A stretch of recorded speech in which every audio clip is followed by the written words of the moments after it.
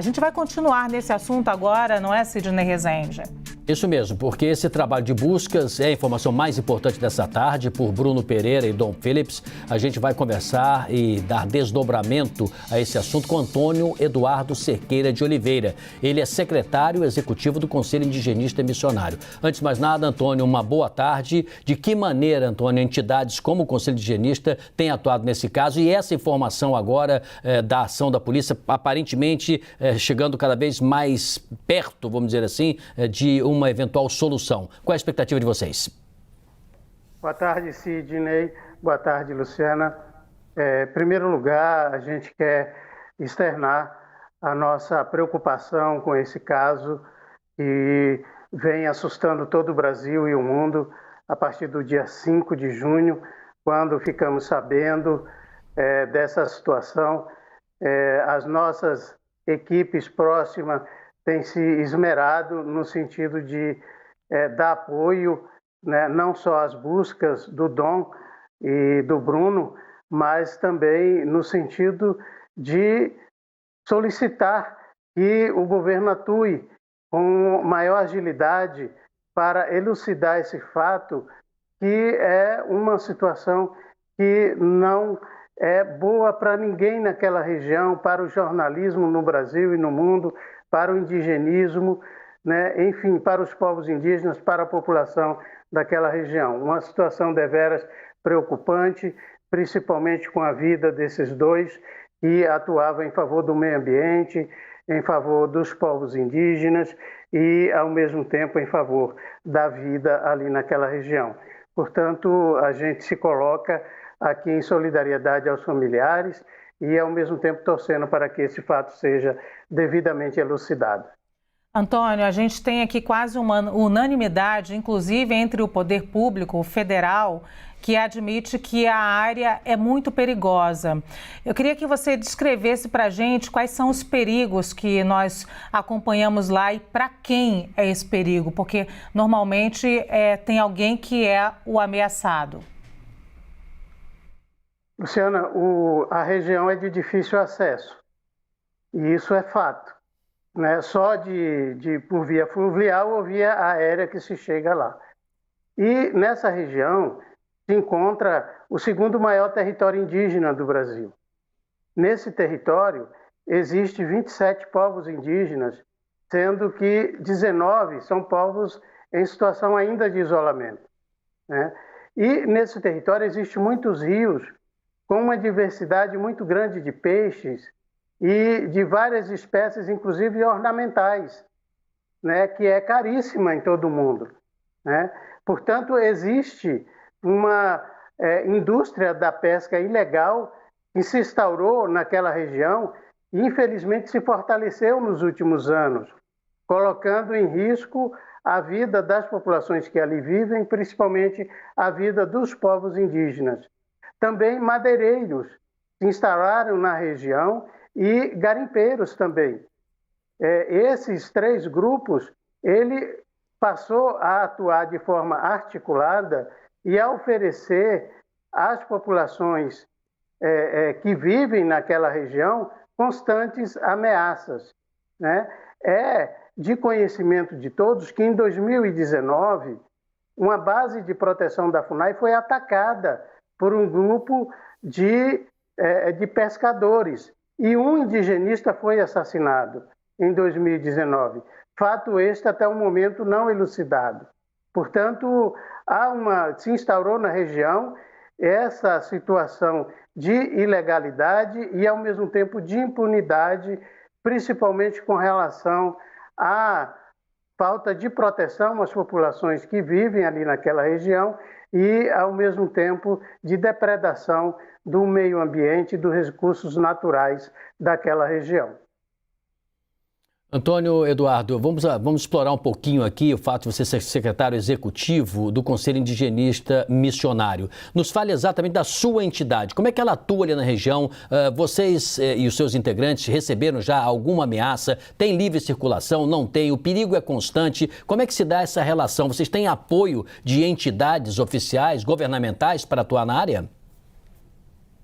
Nós temos uma equipe de base instaurada em Atalaia do Norte e essa equipe ela atua a partir do chamamento dos povos indígenas e devidamente em consonância com outras instituições indigenistas e com os órgãos federais. Esse nosso apoio à luta dos povos indígenas e à proteção desses territórios indígenas na região é feita de forma acordada com os povos indígenas. É eles que definem a nossa forma de atuação e, ao mesmo tempo, o que devemos fazer. Eles nos trazem as reivindicações deles, as denúncias deles, e aí a gente se soma junto com outros órgãos para poder fazer prevalecer os direitos constitucionais deles. Lembrando que o Conselho Indigenista Missionário é um organismo da Igreja Católica no Brasil. Nós não somos uma entidade representativa, somos uma instituição de apoio e só atuamos a partir do chamamento desses povos indígenas.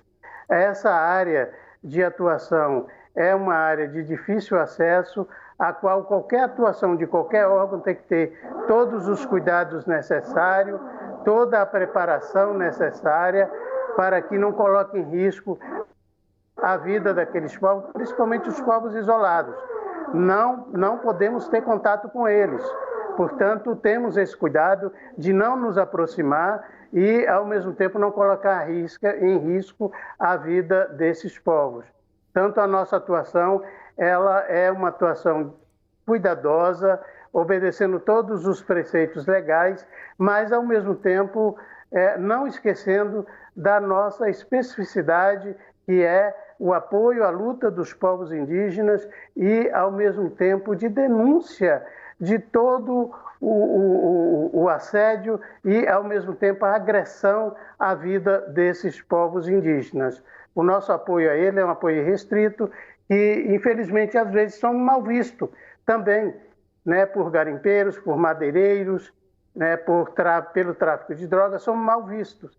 Mas não recebemos esse tipo de ameaça porque justamente atuamos devidamente em consonância com os povos indígenas. Mas sabemos que a região ela é extremamente desafiadora e, ao mesmo tempo, ela requer esse suporte dos órgãos federais para cumprir com suas obrigações de proteção àqueles territórios. Lembrando que também é uma região de fronteira com outros países. Secretário, Kenzo Matida, agora falando aqui direto de Brasília, secretário, eu gostaria que o senhor transcorresse para a gente sobre a sua avaliação, qual a avaliação que o senhor faz do trabalho que tem sido feito, tanto pelas polícias agora, né, Polícia Federal, que está envolvida no caso, Polícia Civil ali do Amazonas, qual a avaliação que o senhor faz? A gente sabe que aquela área ali é uma área de difícil acesso, por isso é super importante o trabalho da comunidade ribeirinha, de toda aquela comunidade que vive nessa região, e a polícia tem ouvido bastante esses relatos, pelo menos esses investigadores com quem eu conversei me explicaram isso. Como é que o senhor avalia esse trabalho que tem sido feito pelas polícias? O senhor pode falar para a gente?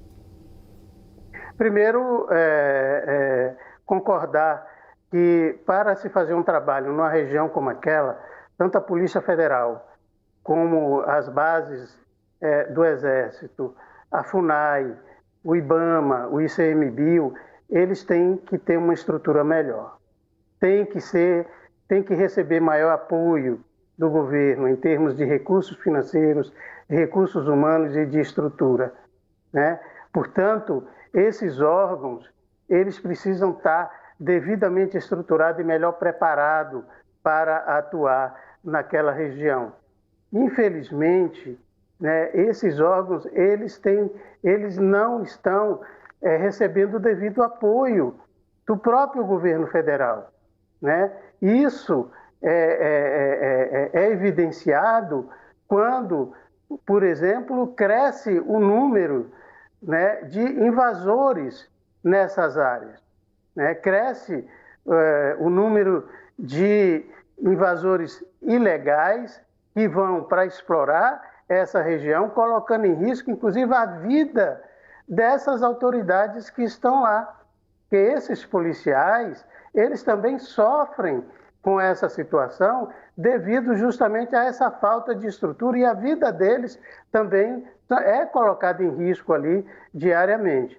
Portanto, a gente concorda que esses órgãos eles são importantes nessa situação e nessa região, e inclusive eles deveriam ter atuado de uma forma inclusive mais rápida, mas devido às condições que lhes é dada, eles não tiveram essas condições e as devidas autorizações para que eles viessem atuar a contento. É importante essa atuação, reiteramos. Agora é preciso dar maior apoio a eles para que eles atuem mais no combate a esse tipo de atividade ilegal na região e dar uma segurança maior àquela população e ao próprio país, porque, como eu falei, é uma região de fronteira e nós não podemos entregar as fronteiras do nosso país aos narcotraficantes, a madeireiros ilegais, a pescadores ilegais, a garimpeiros ilegais. Isso não pode, temos que ter o devido cuidado. E esses agentes, eles são importantes para que a vida deles também seja preservada. Portanto, eles têm que ter o devido apoio e a devida estrutura nesse trabalho. Infelizmente, poderíamos estar numa situação melhor e concordamos plenamente com a importância dessa atividade ali naquela região. Antônio, queria falar um pouquinho sobre as duas vítimas desse desaparecimento. Ainda não temos confirmação das mortes dos dois, mas a gente viu o carinho com que a população indígena, com que líderes indigenistas também procuraram desde o primeiro momento por Dom Phillips e pelo Bruno Pereira, especialmente, que tinham uma relação. Mas a repercussão, muitas vezes no Brasil, as vítimas passam para o papel de algozes, são consideradas imprudentes. A gente viu a fala do presidente da República ainda há pouco dizendo que o Dom Phillips não era bem visto, inclusive, nessa região, que deveria ter tomado mais cuidado. Já é a segunda vez que ele fala sobre isso. Queria que você falasse um pouquinho como é a recepção das pessoas que ajudam os povos indígenas, como é que é o tratamento, como é o carinho, se você também conhecia o trabalho dos dois. Olha, tanto o Dom Phillips, aliás, e o Bruno, eles eram muito queridos na região, principalmente pelos povos indígenas ali, pelo carinho que eles tinham e pelo apoio que eles davam ali à luta daqueles povos, né? Nós tivemos alguns contatos com o Dom Phillips, que sempre nos ligava aqui em Brasília para poder esclarecer determinadas matérias que ele fazia. E ele era muito meticuloso, ele era muito prudente, muito responsável naquilo que eles faziam. Às vezes ficávamos horas e horas ele tentando detalhar determinadas situações, porque o jornalismo investigativo exige esse tipo de postura e exige esse tipo de profissionalismo. E o Dom era extremamente profissional, extremamente meticuloso e responsável naquilo que ele fazia, né? O Bruno, por já ter sofrido um atentado em 2019, ele estava muito revoltado com essa situação de abandono ali daquela região e, ao mesmo tempo, do sofrimento que ele via nos povos indígenas sem poder sair para poder praticar suas atividades tradicionais, como a pesca, a caça, porque a qualquer momento as vidas eram colocadas em risco. Os índios relatam, por exemplo, que de vez em quando aparecia corpos nos rios, né, contaminando as águas desses rios, devido a brigas desses grupos que lá se instauraram e grupos que disputavam esses espaços, tanto o espaço de pesca como de mineração e de extração de madeira e até pelo tráfico. Portanto, eram dois profissionais comprometidos e aqui nós nos solidarizamos com todos os jornalistas no Brasil, principalmente aqueles que colocam sua vida em risco e vai aonde a população não consegue chegar, vai até onde eles têm que estar para elucidar a verdade. Portanto, esse fato de que eles estavam passeando, de que eles estavam em locais em que não deviam estar, é justamente essa a função do jornalista.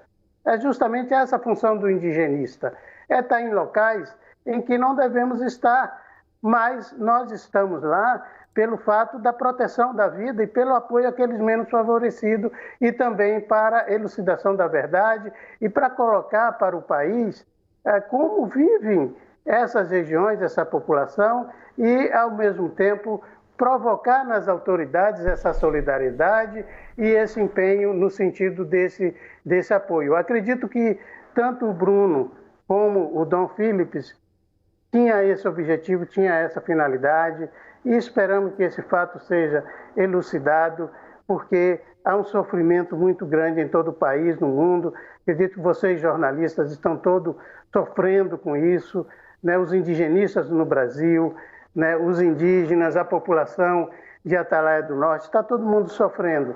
E isso não pode ocorrer num país civilizado, num país que honra suas leis, que honra seu território e a sua população. A sua fala ficou muito clara que, ao mesmo tempo que o poder público precisa de ajuda, de apoio, de condições, há vários tipos de crime e criminosos atuando ao mesmo tempo. A pesca ilegal, o garimpo, invasões, e o senhor citou também tráfico de drogas. O tráfico de drogas ali, ele age especificamente como? Desovando drogas através dos barcos, ali por via marítima, aquática, ou eles se utilizam também de aviões? E vocês já sofreram também alguma coação, algum impedimento de circulação por conta da atuação do tráfico? Como é que age ali? Por ser uma região fronteiriça e ter vários rios, canais, né, que não são devidamente fiscalizados, o tráfico de droga aproveita esses espaços, principalmente fluvial, para poder fazer o transporte dessas drogas, né, desses materiais ilegais. Portanto, é uma região onde impera esse tipo de prática. Agora, é importante salientar que isso não acontece de forma, vamos dizer assim, voluntária. É a partir de todo um planejamento. E acreditamos que os órgãos públicos federais têm conhecimento desse planejamento, como é que se dá essa operacionalização dessa ilegalidade naquela região. E a população tem denunciado, os indígenas têm denunciado, né? A própria Fundação Nacional do Índio, né, quando foi atacada em 2019, era por ter feito denúncias sobre essas ações ilegais ali na região. Então, há um conhecimento dessas ações ilegais, principalmente por via fluvial, que sai do Peru, sai da Colômbia e adentra o Brasil e dali chega às capitais e chega a outros países até, né? Isso é comumente visto ali pelas populações ribeirinhas e também pelas populações indígenas, né? Nós, enquanto entidade de apoio, enquanto entidade indigenista, temos, né, consciência desses riscos, mas, felizmente, ainda não fomos alvo das ameaças desses grupos, porque temos a consciência de que nós damos apoio às populações indígenas e cabe às autoridades federais coibir esse tipo de ato ilegal ali naquela região. Nós estamos conversando com o Antônio Eduardo Cerqueira, ele é secretário executivo do Conselho Indigenista Missionário. Antônio, eu vou te pedir para ficar com a gente só mais um minutinho.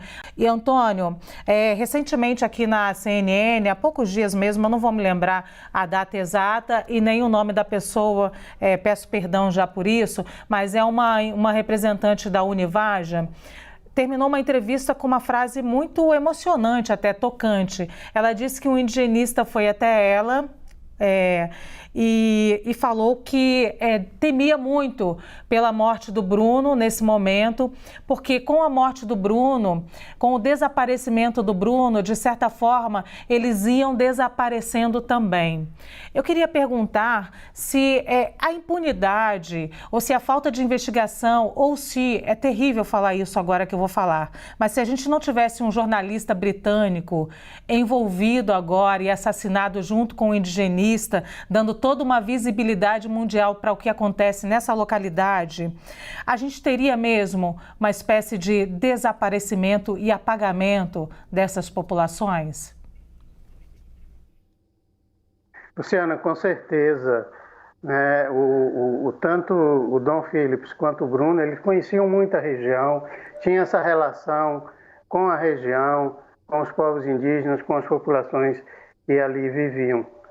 Se for de fato confirmado a morte deles, né, de forma cruel, como se deu, né, é lamentável, isso coloca em risco todas as populações ali na região e nos toca. Somos todos nós que somos vitimados nesse momento. O fato do Dom ser um estrangeiro, né, um jornalista inglês, ele chama mais atenção desse fato, né, e, ao mesmo tempo, chama a atenção de todos nós para que estejamos mais atentos, lutando, defendendo os nossos direitos e defendendo o nosso país e as nossas populações contra esse tipo de violência que, infelizmente, está disseminando no país e está colocando a vida dos defensores de direitos humanos em risco. Lembro que não é só o Vale do Javari que está nessa situação.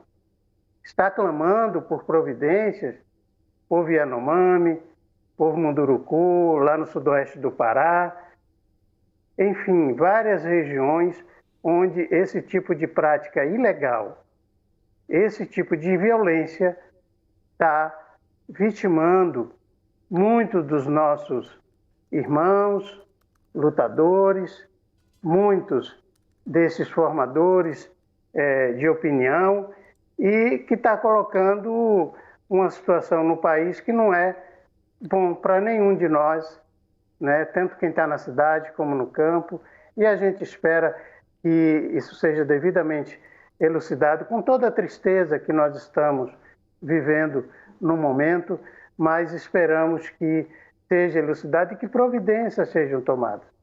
E possamos ter uma sensibilidade maior, principalmente por parte das autoridades, que nos unamos e que demos mais apoio, né, a quem está nessas regiões à mercê desse tipo de prática ilegal. Não adianta, nesse momento, dizer que eles estavam lá de forma ilegal ou que eles estavam passeando. Não, isso não é uma vida, e temos que estar solidários e lutando para que outras vidas também não venham a ser vitimadas diante dessa situação que não é bom para nenhum de nós.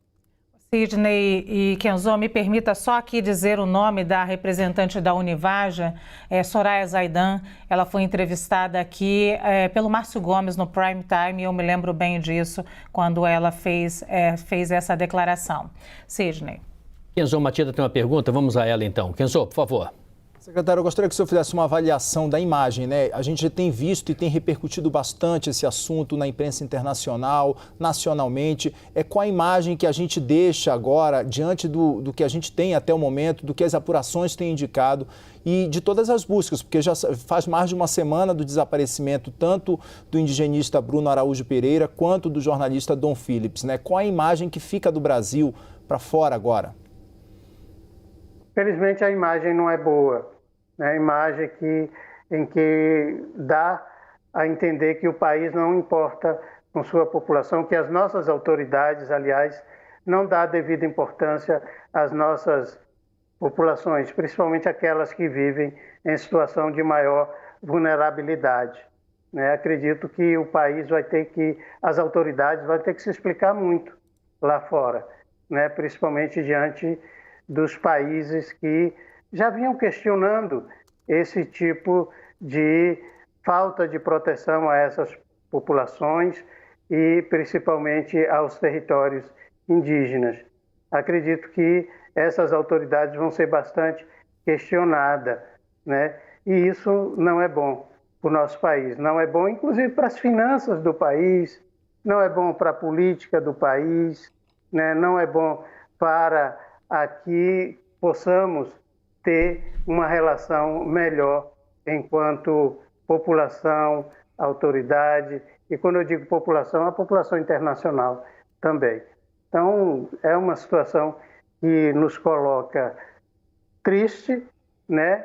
em vulnerabilidade enquanto população aqui no Brasil, mas que também, em termo internacional, nos colocamos, infelizmente, numa situação vexatória e numa situação lastimável, infelizmente. Secretário, de forma bem objetiva, diante do que está acontecendo, estamos com imagens agora, né, e o mundo todo está atento a isso, e o senhor disse que não é só nessa região do Brasil, os Yanomamis vivem isso também, outras populações ribeirinhas da mesma forma, temos problemas de insegurança, invasão de terras, garimpo ilegal, pesca ilegal, também em outros lugares. Se o senhor puder sintetizar em 3 passos ou 3 medidas objetivas para pelo menos amenizar esse problema, quais seriam elas? E em ordem?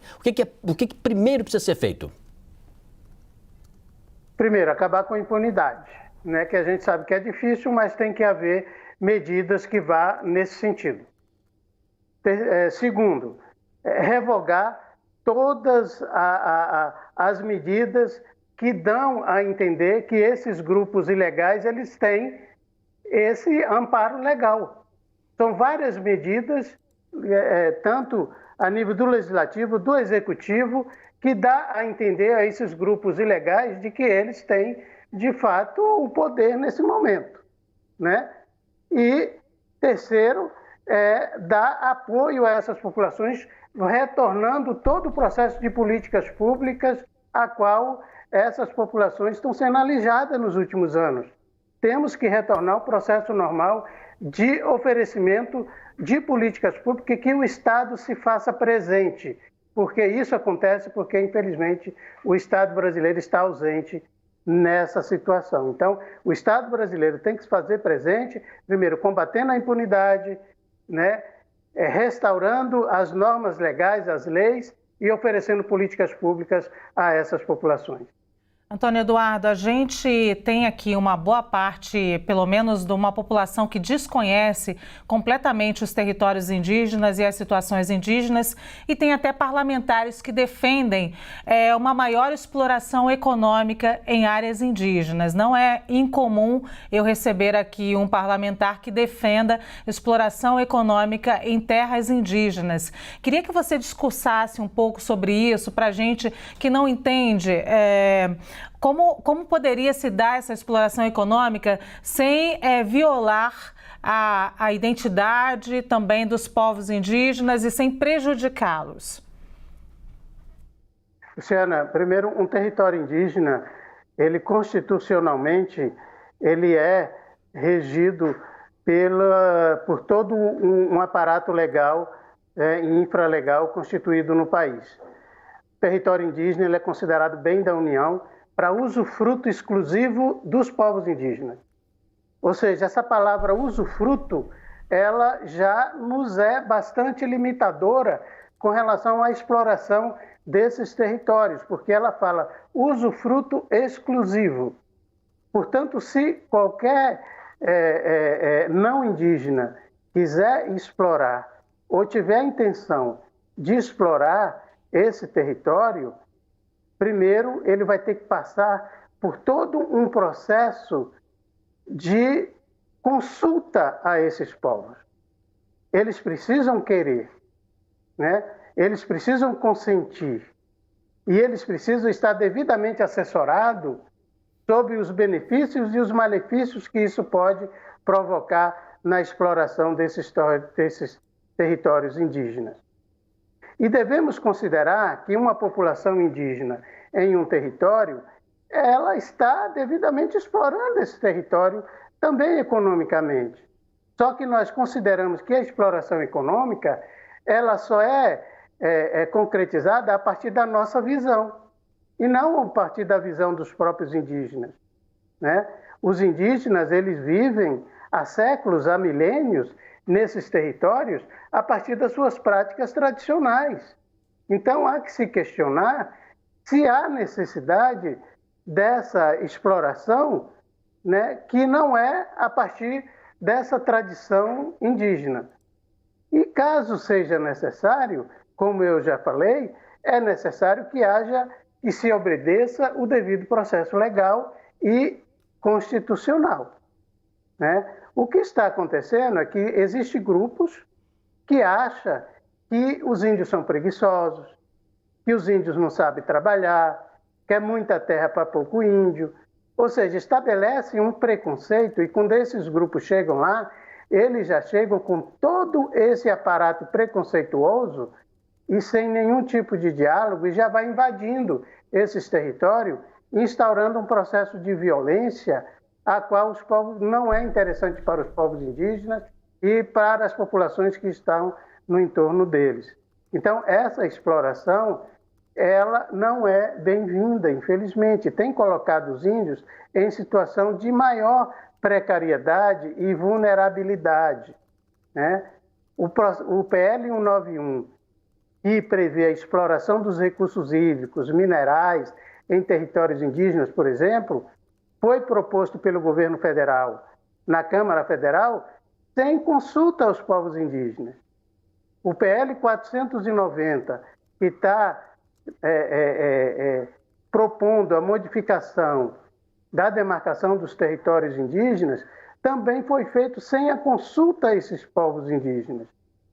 Então, os povos indígenas, eles podem até aceitar, mas tem que ser num processo de diálogo e de respeito, a qual está lá na Constituição Federal. E o governo federal tem essa responsabilidade porque é um território da União. Não é um território do povo indígena, é um território da União para usufruto exclusivo dos povos indígenas. Portanto, a União tem a obrigação de proteção desse território. A gente conversou então com Antônio Eduardo Cerqueira de Oliveira, ele é secretário executivo do Conselho Indigenista Missionário, o órgão ligado à Igreja Católica. Antônio, muito obrigada pelos seus esclarecimentos aqui nesse Breaking News na CNN. Obrigado, Luciana, e obrigado a todos vocês, mais uma vez parabenizando pelo trabalho de vocês, nos solidarizando com o trabalho de vocês e nos colocando aqui à disposição.